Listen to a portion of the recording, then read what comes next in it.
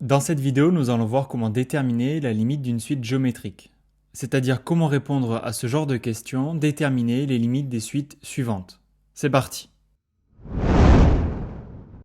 Voici ce qu'il faut retenir. Il faut connaître la limite de la suite Q exposant n, et cette limite elle va dépendre de la valeur du réel Q.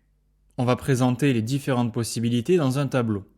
Si le réel Q il est inférieur ou égal à -1, la suite Q exposant n n'aura pas de limite. Comme ça, c'est réglé, il n'y a plus rien à faire. Si Q est compris entre -1 et 1, la limite de la suite, ça sera 0. Ensuite, si Q est égal à 1, là, la limite, elle sera elle aussi égale à 1. Ce cas de figure, il sert pas à grand chose parce que la suite, elle n'est pas hyper intéressante, du coup, tu devrais pas le rencontrer. Enfin, la dernière possibilité, si Q est supérieur à 1, alors la suite Q exposant n va tendre vers plus l'infini. Prenons nos exemples. Nous avons 3 limites à trouver et on va commencer par la suite un. Elle est définie par -4 fois 3 exposant n. La première chose à faire, c'est de déterminer la valeur du nombre q. Ici, q vaut 3, c'est un nombre supérieur à 1.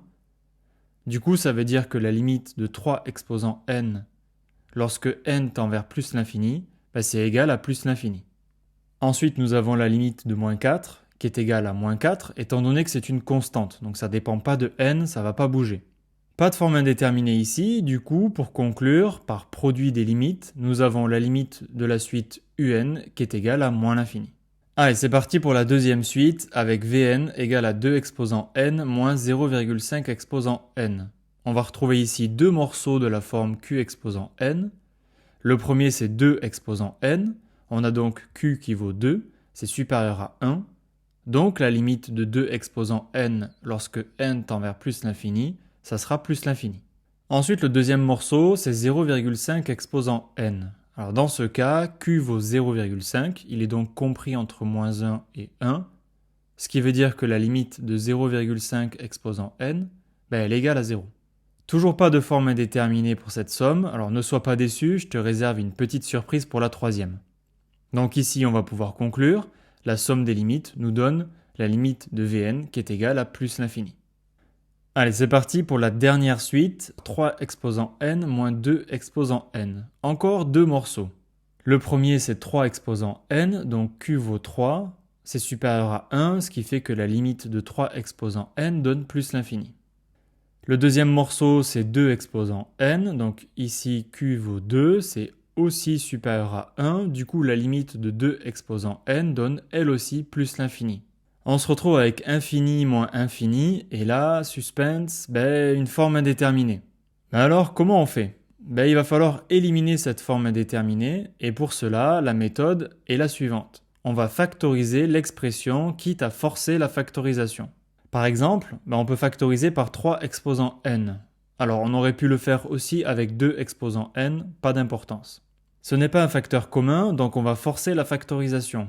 Pour cela, on place 3 exposant n en facteur, et entre parenthèses, on met chaque terme divisé par 3 exposant n. L'étape suivante va consister à simplifier ce qu'on a entre parenthèses. On a 3 exposant n sur 3 exposant n, qui va donner 1.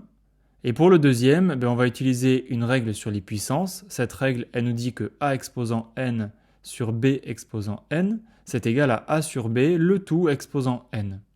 Du coup, 2 exposant n sur 3 exposant n, ça donne 2 tiers, le tout exposant n. C'est bon, on est prêt pour passer à la limite. On commence avec ce qu'il y a entre parenthèses. On a 2 tiers exposant n, donc ici q vaut 2 tiers, ce qui veut dire qu'il est compris entre -1 et 1, et donc la limite de 2 tiers exposant n donne 0. Du coup, la limite de 1 moins 2 tiers exposant n, ça va donner 1. C'est bon, on a la limite de ce qu'il y a entre parenthèses, maintenant on va faire celle de 3 exposant n. Dans ce cas, q vaut 3, c'est supérieur à 1, donc la limite de 3 exposant n donne plus l'infini. Ce n'est plus une forme indéterminée, on peut alors conclure, par produit des limites, que la limite de Wn lorsque n tend vers plus l'infini est égale à plus l'infini. Et voilà, c'est terminé, tu sais maintenant comment déterminer la limite d'une suite géométrique. Si cette vidéo t'a plu, n'hésite pas à liker et à t'abonner. On se retrouve tout de suite pour une prochaine vidéo.